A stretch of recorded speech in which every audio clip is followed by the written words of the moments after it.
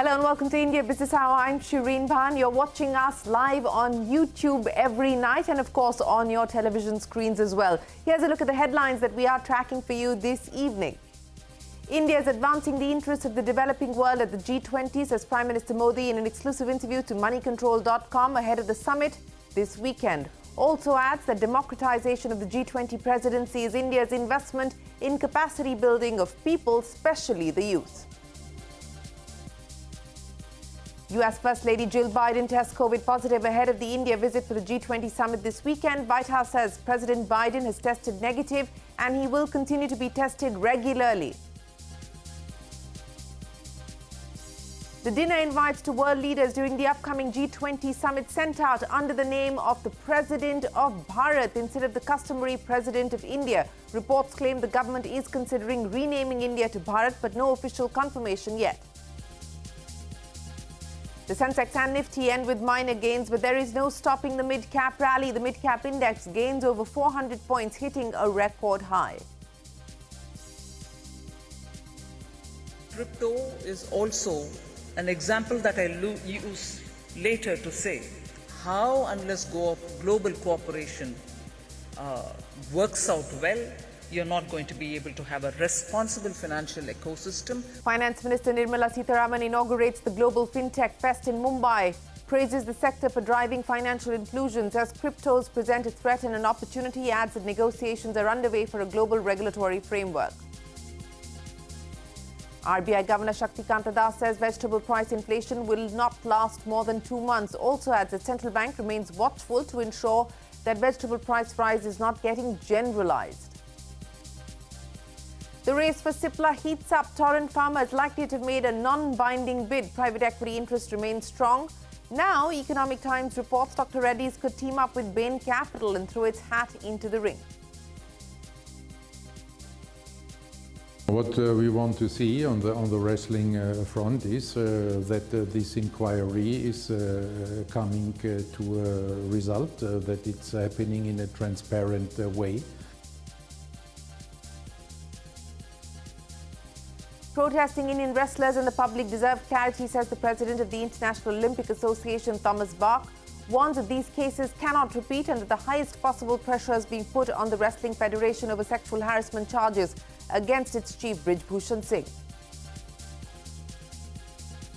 The IOC president also tells us we have to embrace e-sports while respecting Olympic values. Promises to deepen the dialogue with industry and virtual sports are clearly a part of IOC's future for the Olympics. India announces the 15-man squad for the upcoming World Cup. KLRahul and Thakur make the cut. Sanju Samson, Tilak Verma and Prasidh Krishna miss out. Rohit Sharma will captain the squad. Hardik Pandya will be his deputy.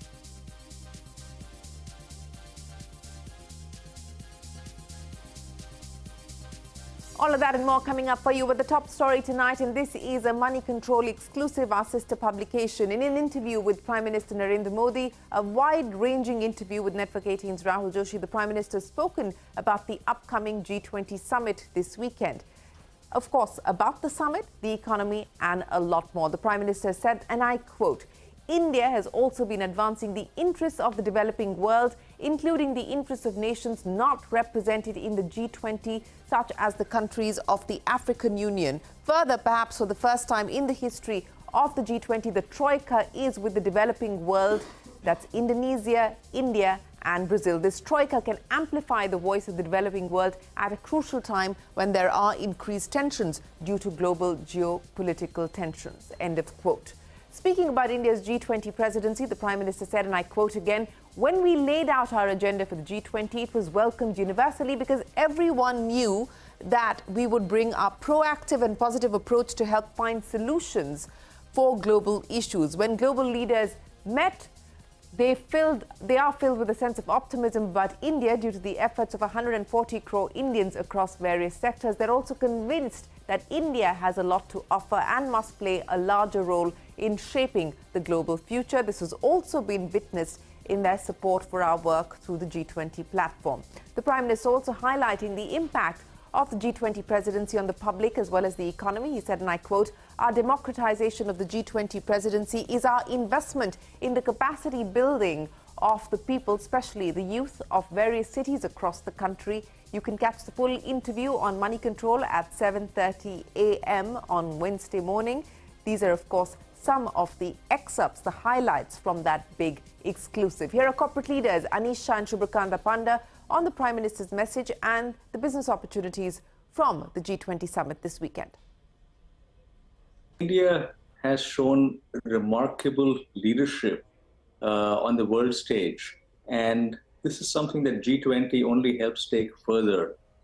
What it means for us in business is that India has a much greater voice. Indian companies are perceived to be much stronger as we go out globally as well. And as India is also uniquely positioned to be able to help reduce some of the tensions by negotiating or by partnering with various countries around the world, it potentially augurs well for supply chains also. So we see multiple benefits, and we think there's a lot that needs to be done on the world stage, just given what we've seen over the last 2 or 3 years. And it's good to see India at the forefront.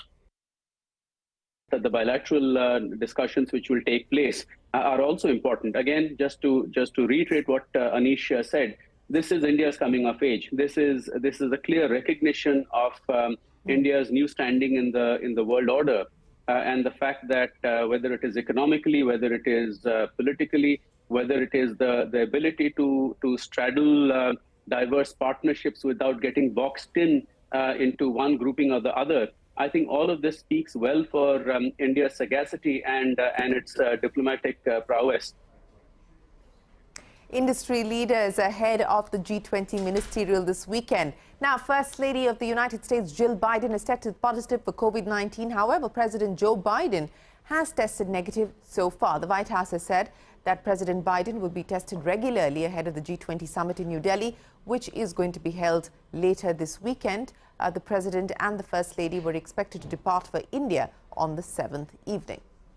Now, a dinner invite from President Draupadi Murmu to G20 heads of state has once again brought the Bharat versus India debate to the forefront. The masthead on the invite refers to President Murmu as the President of Bharat instead of the customary President of India. The shift in nomenclature for an official event comes on a day when sources tell us that the government is considering tabling a bill to rename India as Bharat. This could potentially happen during the special parliament session, which is scheduled later this month.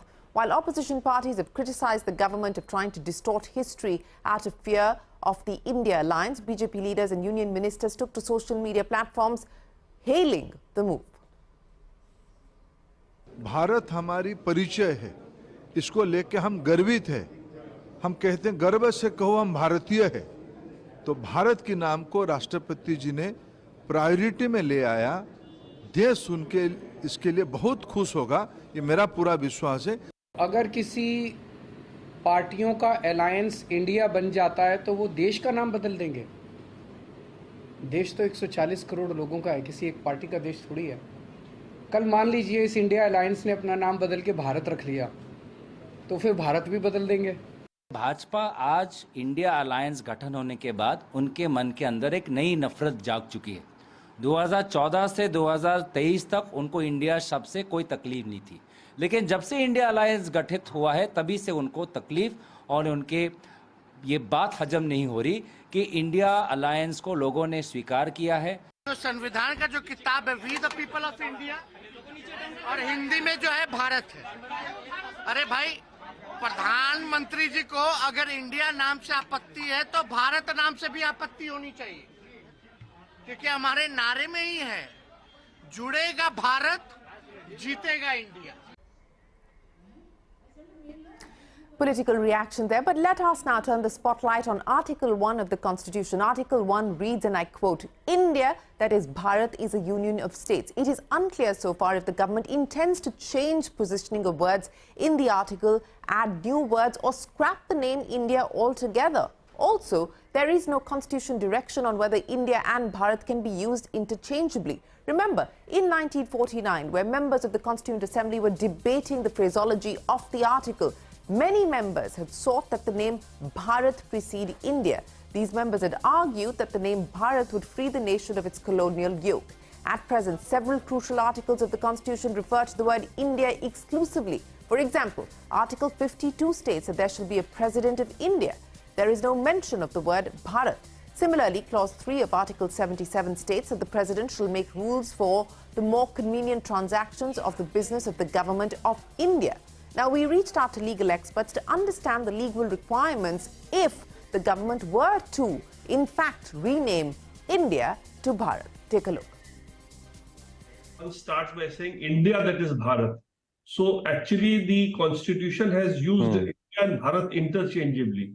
And if today India feels that we don't need to have the background in which the original name India was given, and they simply want to convert to Bharat, a simple notification by the government will suffice. If you want to efface India from the constitution, you will have to go through the process of a constitutional amendment. It cannot be somebody's say-so. It cannot be a mere Babu somewhere in North Block or South Block issuing a government notification. This is a ridiculous debate. India and Bharat have existed together. There is no reason that they cannot coexist. Reactions there. Let's go across to my colleague Parikshit Luthra. He is standing by with more. Parikshit, there is no official confirmation from the government on whether it in fact intends to rename and move such a bill in the scheduled special session of Parliament. What are you hearing? Well, there has been a lot of speculation about this resolution that could be moved in the special session of Parliament starting 18th. And all of this began with the invitation from President Draupadi Murmu's office. Now, for the last 75 years, whenever there is an invitation from the President's office, it's gone with the heading President of the Republic of India. But this one has gone with the letterhead which says President of Bharat. Now, this is unprecedented. It has been welcomed by a large number of BJP leaders, chief ministers like Himanta Biswa Sarma and also Dharmendra Pradhan, the union minister. All of them saying that India represents a colonial mindset and we need to move on to renaming India as Bharat. There have been very strong reports that the government could come up with a bill to rename India as Bharat, but there is no official confirmation for that. We have reached out to top officials of the government and they've not denied these reports either. Having said that, experts have been divided on how to approach this issue. PDT Achari, the former Lok Sabha Secretary General, said that if we want to use only one term, that is Bharat, then we would need to amend Article 52 and several other articles of the Constitution, because Article 52 says President of India. It does not say President of Bharat. But there are others like Vikas Singh, another senior advocate, who's gone on to say that you can do this with a simple notification. But we will have to get states on board. It will be a complicated process if you really get down to renaming India in law.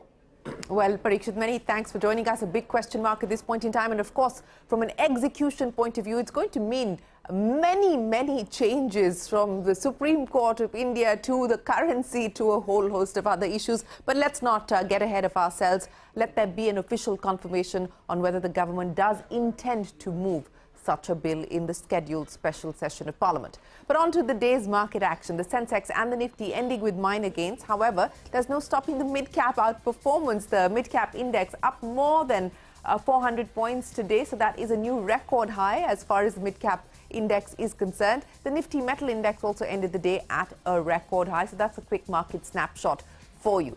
Now, India services activity expanded for the 25th month in a row for the month of August, but at a slower pace than July.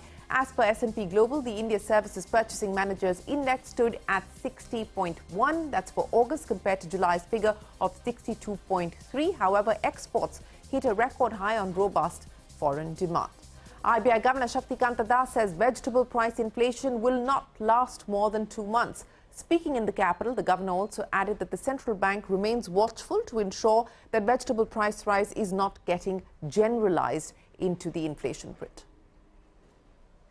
Our assessment for the current year is that this vegetable price inflation would not last more than 2.5 months. And in fact, as you would be knowing, or let me share with you, the prices of most of the vegetables have started coming down. Tomato prices have really come down very steeply and are expected to go down further.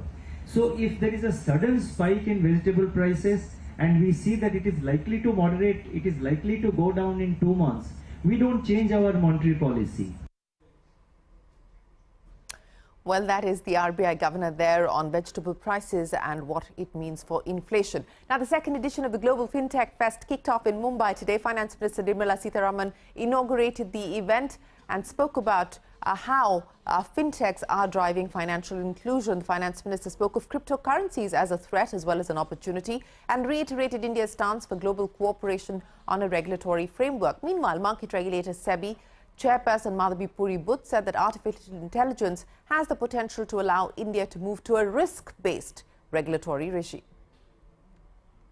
Crypto threat as well as an opportunity, but crypto is also an example that I use later to say how, unless global cooperation works out well, you're not going to be able to have a responsible financial ecosystem which can regulate it as well.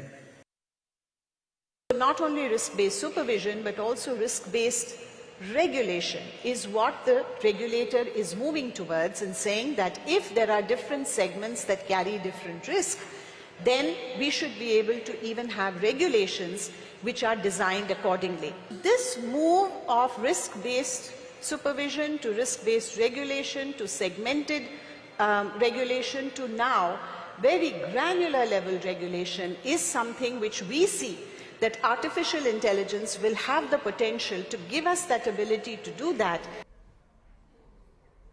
Well, risk-based regulation on the back of AI, that's Madhavi Puri-Butt, the SEBI chief. Now, staying with news from the FinTech Fest, Elevation Capital, which owns nearly 15% stake in Paytm, is bullish about the company's prospects. Speaking with my colleague Ritu Singh, Mridul Arora said Paytm's performance will only improve from here on. When asked if Elevation Capital will stay invested in the company, Arora was non-committal. Take a look. We actually believe the true operating leverage of the business is playing out now. It's very visible last few quarters in the numbers that you see, and we think that financial performance should only continue to improve over time. And your holding in the company now, it's, where is it at and what's your outlook? I mean, we hold about 15%, give or take. Our outlook on Paytm remains very bullish. As a fund which also has a dual responsibility to its investors to return capital, time and again we keep evaluating each opportunity on when is the right time to exit, when is the right time to double down, and such timely reviews we'll keep doing in quarters to come. Elevation Capital there on Paytm. Now, the race for Cipla is heating up. CNBC-TV18 had reported that Torrent Pharma is likely to have made a non-binding bid. Now, an Economic Times report says that Dr. Reddy's could team up with Bain Capital and throw its hat into the ring.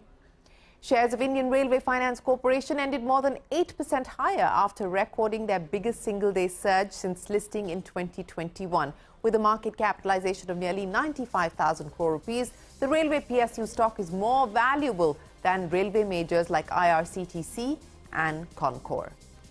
Reliance Jio has launched new vouchers with special benefits ahead of its 7th anniversary. The new offers will be applicable from the 5th to the 30th of September. Here's the breakdown. An extra 7 GB data will be provided for the plan costing 299 rupees, while an extra 14 GB data will be offered for the plan costing 749 rupees. The benefits will be credited in the customer's My Jio account after recharging.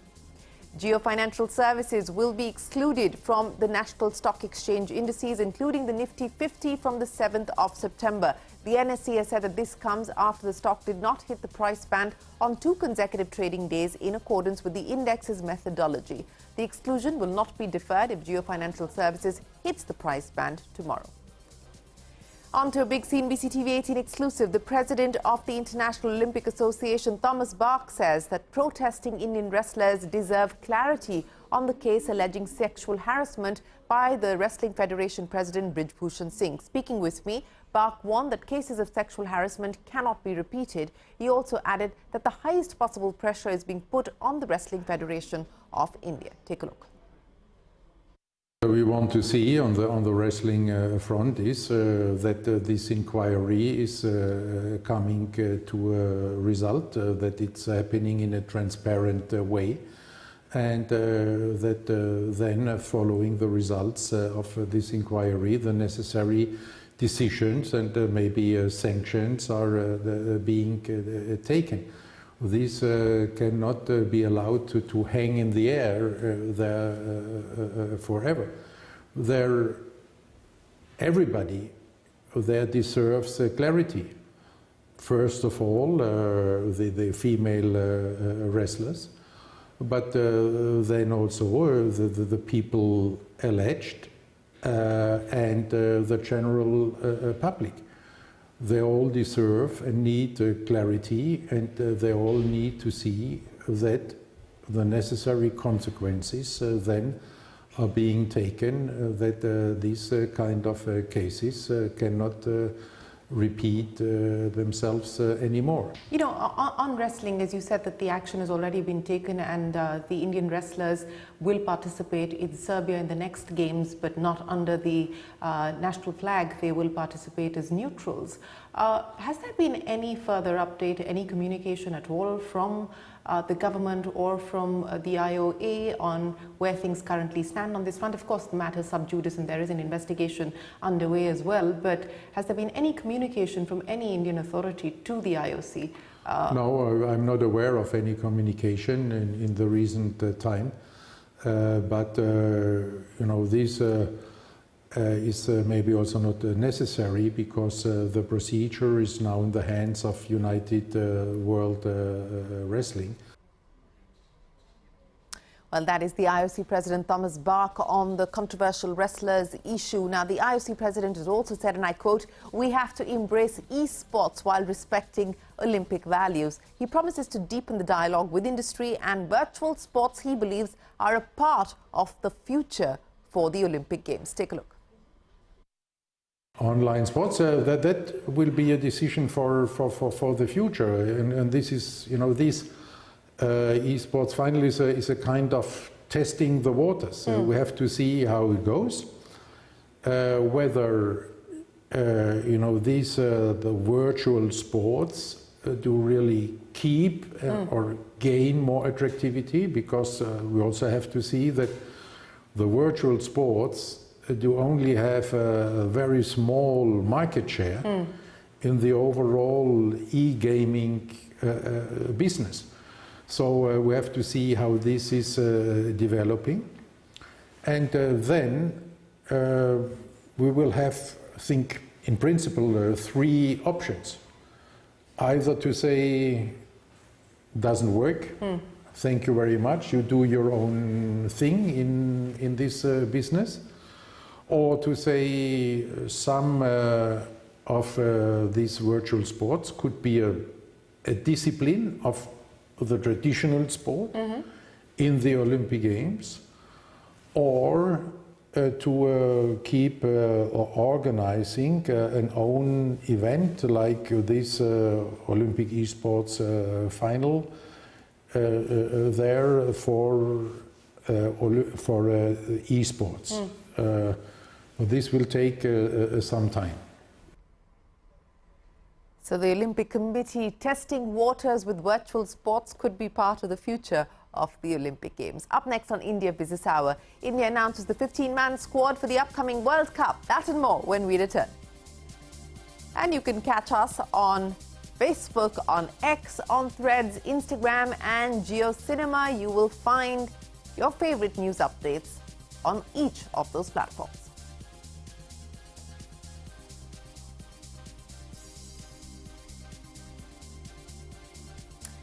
Well, you are watching India Business Hour. In the big international headlines this evening, the European Union has confirmed that a Swedish national has been held in Iran for more than 1 year. The announcement comes after the New York Times reported that a Swedish citizen working for the European Union Diplomat Corps has been imprisoned in Iran. A White House official has claimed that North Korean leader Kim Jong-un is planning to travel to Russia to meet President Vladimir Putin this month. As per the official, the two leaders will likely discuss a potential deal for North Korea to supply weapons to Moscow, with weapons to support its war in Ukraine.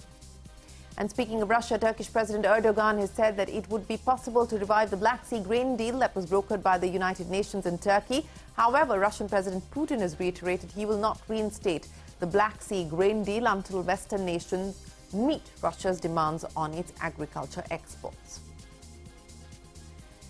On to another CNBC-TV18 exclusive newsmaker this evening. Days ahead of the G20 Leaders Summit in Delhi, Congress leader Shashi Thakur says that consensus between countries over the joint communique seems very unlikely.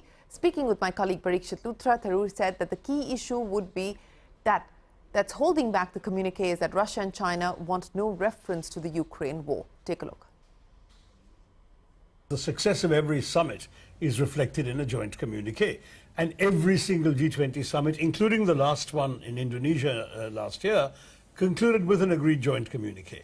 This will be the first one without it. So India has to really make a serious effort to spin it in a way that it doesn't look like a failure. She is much more of a political signal. That is a deliberate snub to India, because she was there at BRICS, and he's going to be holding a Belt and Road tamasha in Beijing shortly, which Putin will attend. Well, that's Shashi Tharoor there on the upcoming G20 summit. Finally, BCCI announcing the 15-member squad for the upcoming Men's Cricket World Cup. The list includes 7 batters, including Rohit Sharma, Shubman Gill, Virat Kohli, KLRahul, Ishan Kishan, Shreyas Iyer, Suryakumar Yadav. 4 all-rounders, including Hardik Pandya, Jadeja, Akshar Patel, Shardul Thakur, and 4 bowlers, including Jasprit Bumrah, Kuldeep Yadav, Mohammad Siraj, and Shami. It's both bowling depth and batting depth. You know, we need to create that depth, and that is something that we found that was lacking in our squad, lacking in our team for last few years. So we just wanted to make sure that we get that batting depth. Well, that's the captain on the squad that's been announced for the World Cup. And with that, it is time for us to wrap up this edition of India Business Hour. As always, thanks very much for watching. Remember to tune in to CNBC TV18. The news will continue right here. Till then, from all of us, goodbye. Thanks for watching.